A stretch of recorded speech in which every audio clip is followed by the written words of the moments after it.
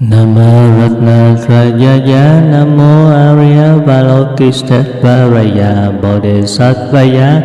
Mahasattvaya Makaruniyakaya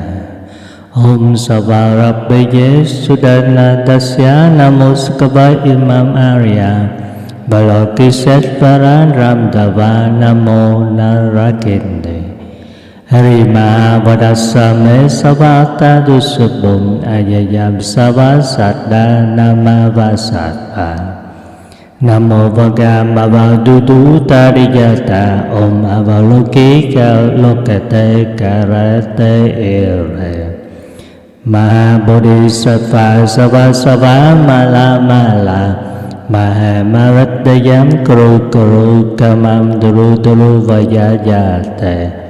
Mahavayayata Dara Dara Dirinis Varaya Kala Kala Mama Vamara Muktala Ihe Ihe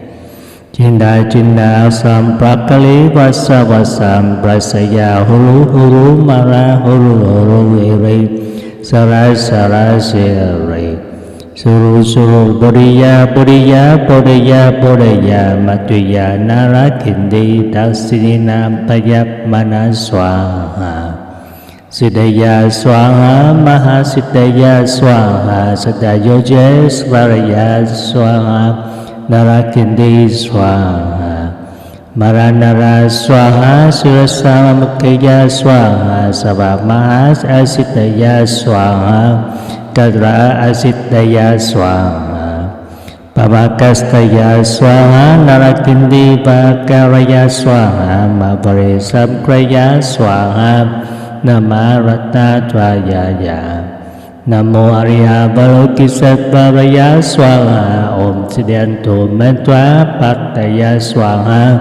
Namo Arya Balokiteshvaraya Bodhisattvaya